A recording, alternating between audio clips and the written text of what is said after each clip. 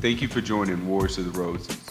This is part 4 in the Hiram Abiff series, Lost in Translation, in which we'll be discussing the root and history of the name Hiram Abiff. Anon, Agon, Ajonon, and Don are all used in the old manuscript constitutions for the one whom they call the son of the king of Tyre, but it is evidently meant for Hiram Abiff. Each of these words is most probably a corruption of the Hebrew Adon or Lord, so that the reference word clearly to Adon Hiram or Adoniram, with whom Hiram was often confounded, a confusion to be found in later times in the Adon Hiramite Rite. Hiram was a mythical figure who was the brilliant builder of the temple, haloed by glory and talent.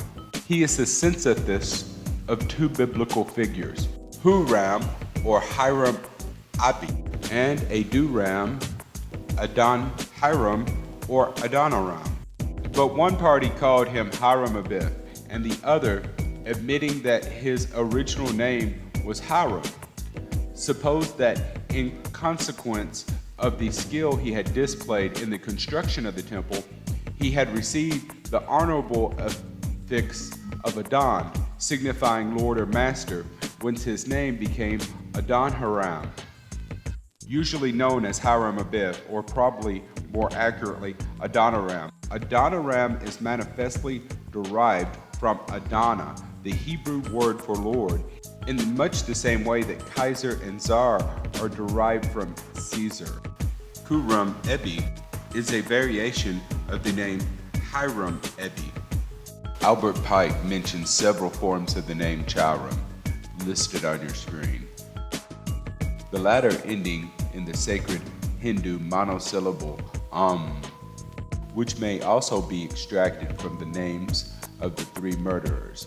Pike further relates the three ruffians to a triad of stars in the constellation of Libra, and also calls attention to the fact that the Chaldean god Baal, metamorphosed into a demon by the Jews, appears in the name of each of the murderers, Jubala, Jubalo, and Jubalum.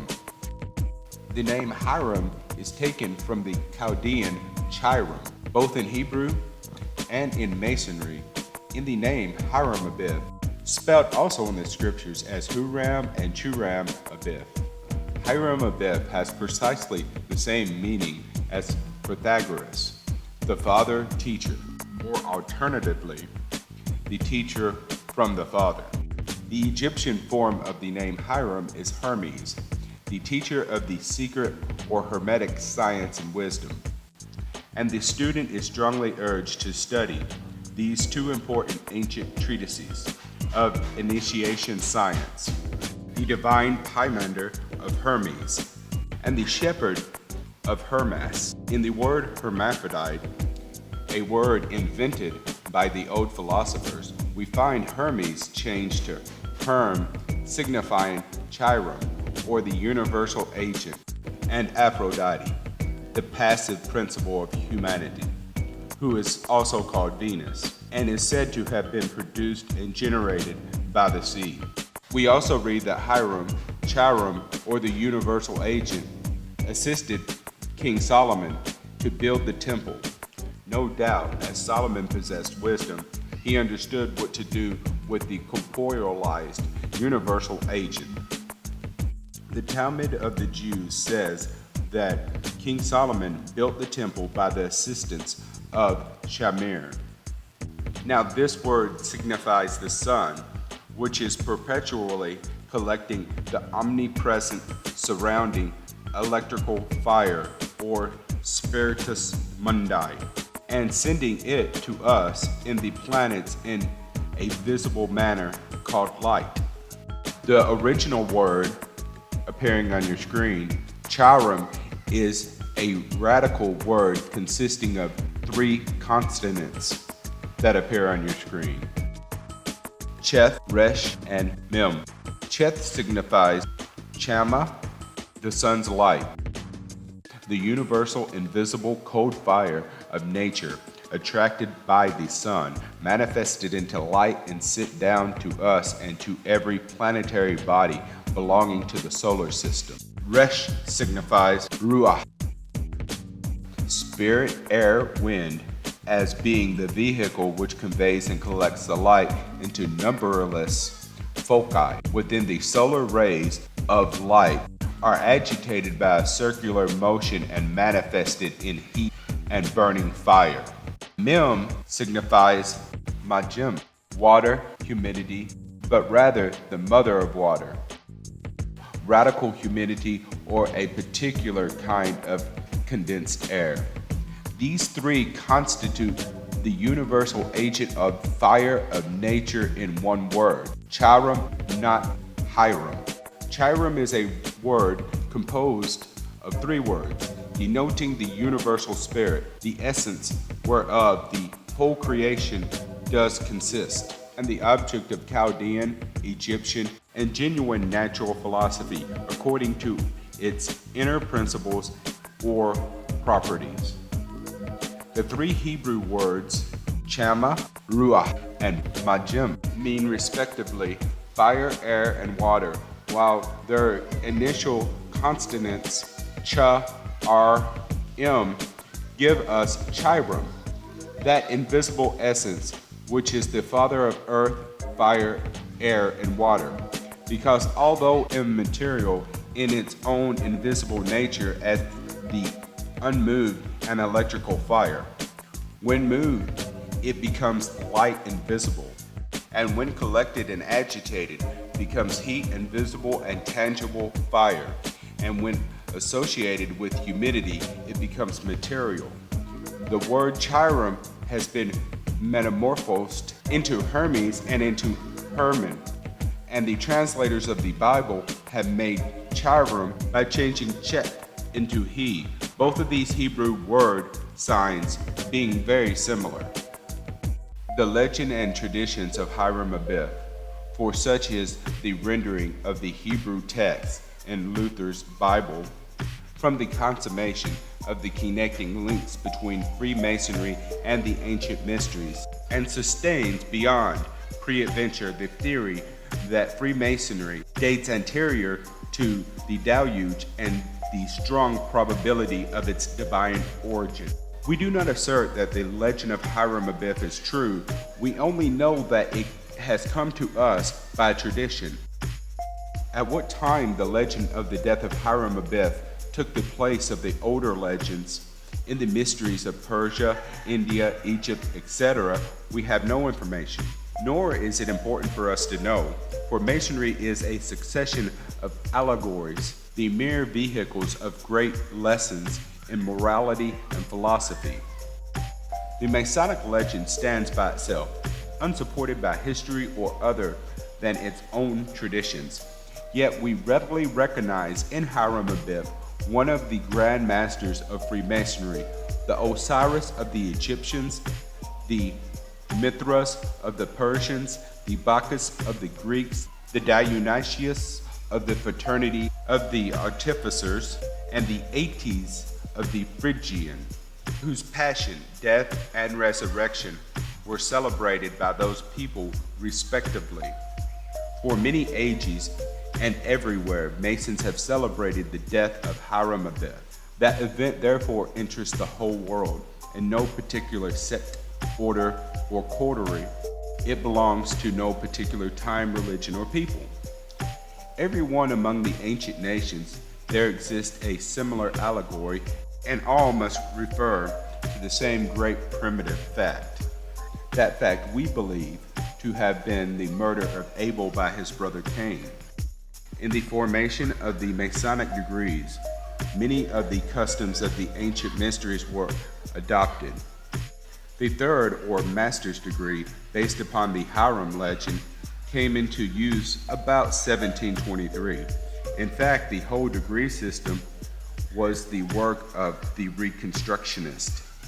We see thus that the story of Hiram is but a variation of the ancient and universal legend in which Osiris, Adonis, Dionysius, Balder, hue, and many more have played the principal part. Some call Hiram a mythical symbol. This is true, but he is also a mystical symbol. There is definitely a relationship between Hiram and Hermes. The name Hermes is derived from Herm, a form of Hiram, the personified universal life principle, generally represented by fire. The Scandinavians worshipped Hermes under the name Odin, and certain of the Oriental peoples as Buddha or Fo. There are two theories concerning his demise. The first declares that Hermes was translated like Enoch and carried without death into the presence of God. The second states that he was buried in the valley of Hebron, and a great treasure placed in his tomb, not a treasure of gold, but of books and sacred learning.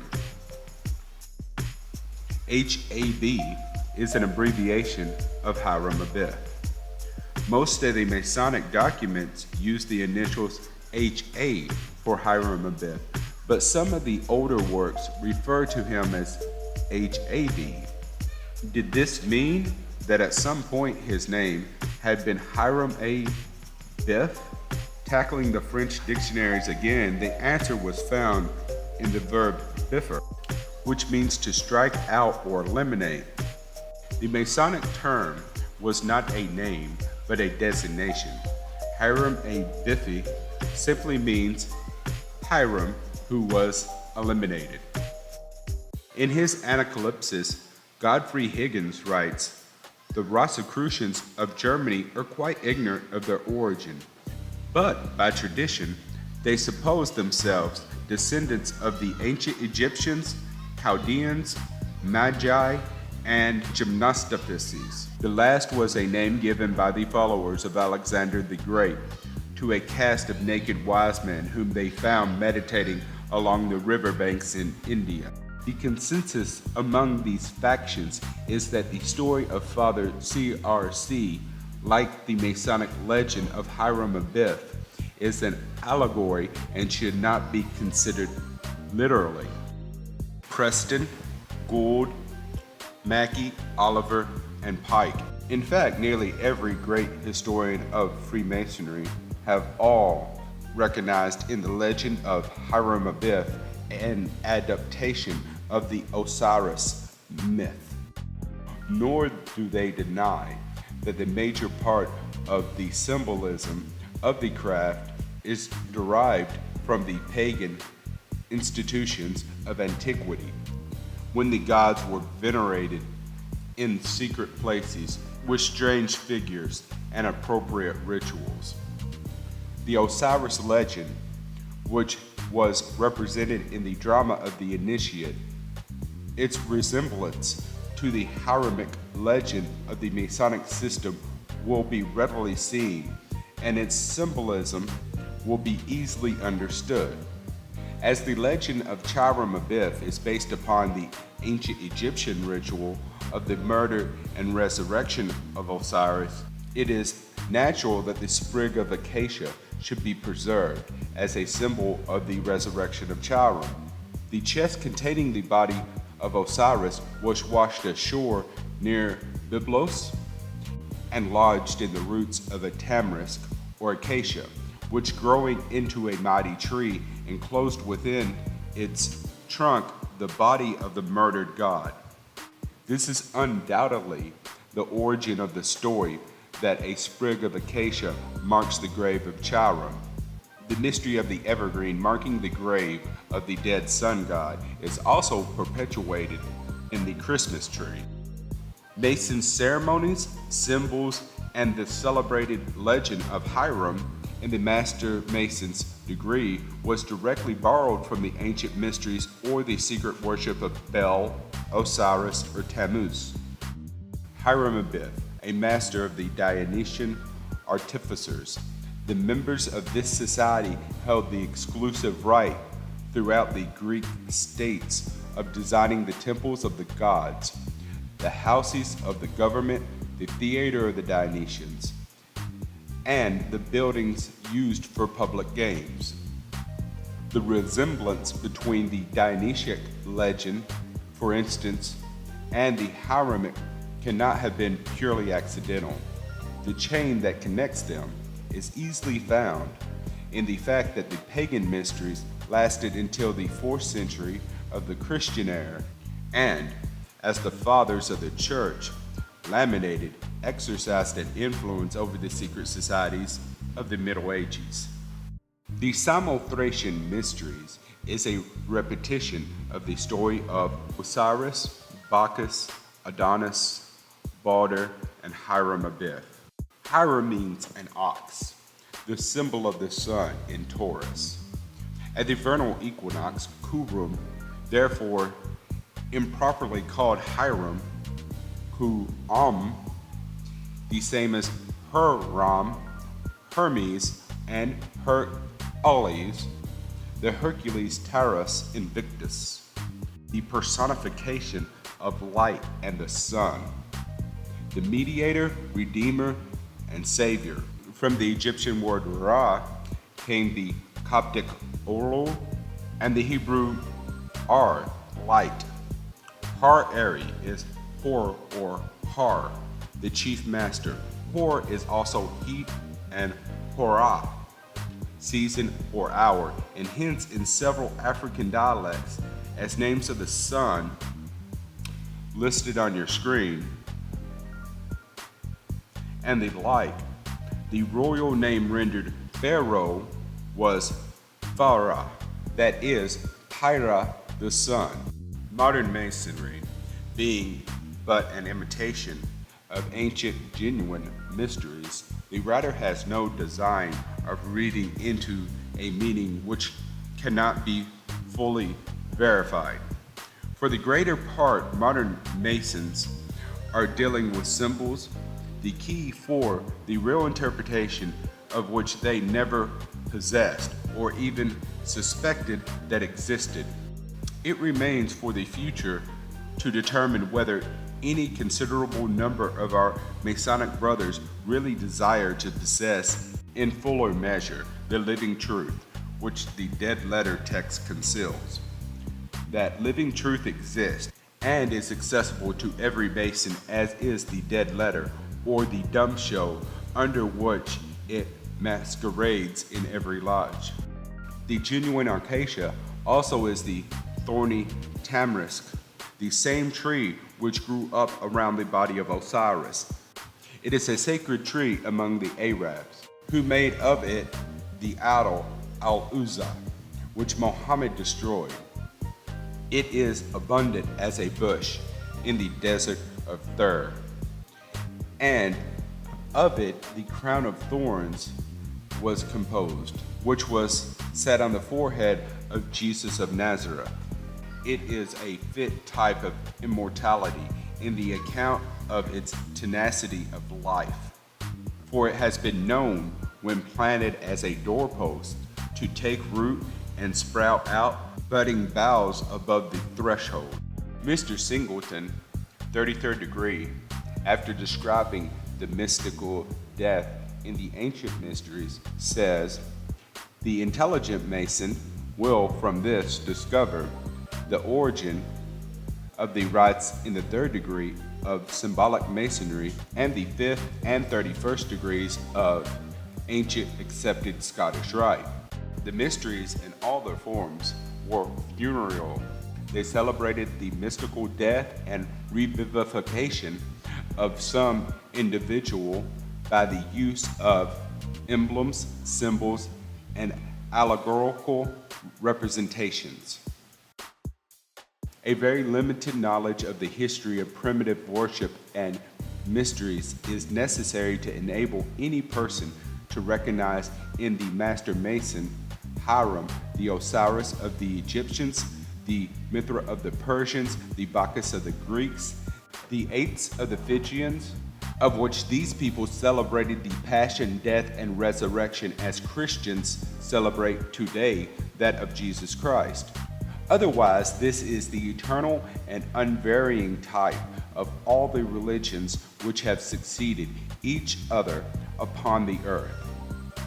Isis and Osiris and Typhon, the Serpent, the Virgin, Joseph and the Christ, the story of Hiram Abiff and the three traders of all ages, St. George and the dragon, the rites of Mithras, and the Mass of the Roman Church, as well as the first presentation of all drama of all ages, race, and civilization. Few candidates may be aware that Hiram, who they have represented and personified, is ideally and precisely the same as Christ. It is the Christos, or Hiram, the mediator between the soul, or physical man, and the universal spirit, the Father in heaven.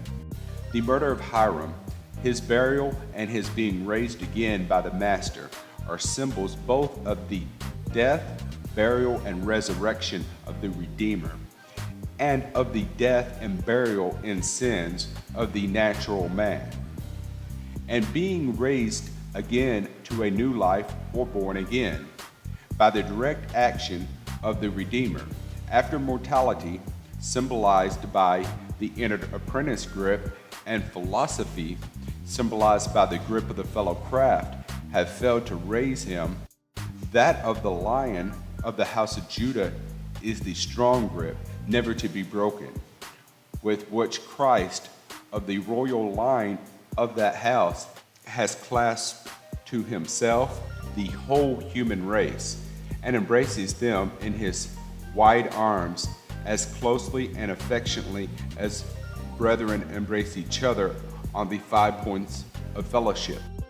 Hiram, the universal agent, might be translated Vita, the power eternally building and unfolding the bodies of man.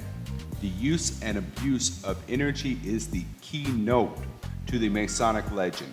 In fact, it is the key to all things in nature. Hiram, as the triple energy, one in source but three in aspect, can almost be called ether, that unknown hypothetical element which carries the impulses of the gods through the macrocosmic nervous system of the infinite. For like Hermes or Mercury, who was the messenger of the gods, ether carries impulses upon its wings. The solving of the mystery of ether, or if you prefer to call it vibrant space, is the great problem of Masonry. This ether, as a hypothetical medium, brings energy to the three bodies of thought, emotion, and action. In this manner, Chiron, the one in essence, becoming three in aspect, mental, emotional, and vital. The work which follows is an effort to bring to the light other forgotten and neglected elements of the Masonic rites and to emphasize the spirit of Hiram as the universal agent. The mysteries maintained their existence under the name of the cult of the great architect of the universe, a name that has its origin in the allegory of Hiram, which represented in the mysteries the unknown God, the eternal and sole creator of all things, and the regenerator of all beings. Masonry has a truer concept than any exoteric religion, for these religions take the symbol for the ancient mysteries, and modern Masonry things symbolized. But Masonry, in making the candidate impersonate Hiram, has preserved the original teaching. Hiram is identical with the sun gods of all nations. It is a universal glyph. For all real initiation is an internal process, a regeneration, the communication of which is the perfect man or master, the goal of human evolution. Whatever Hiram really was, he is the type, perhaps an imaginary type to us, of humanity in its highest phase, an exemplar of what man may and should become in the course of ages.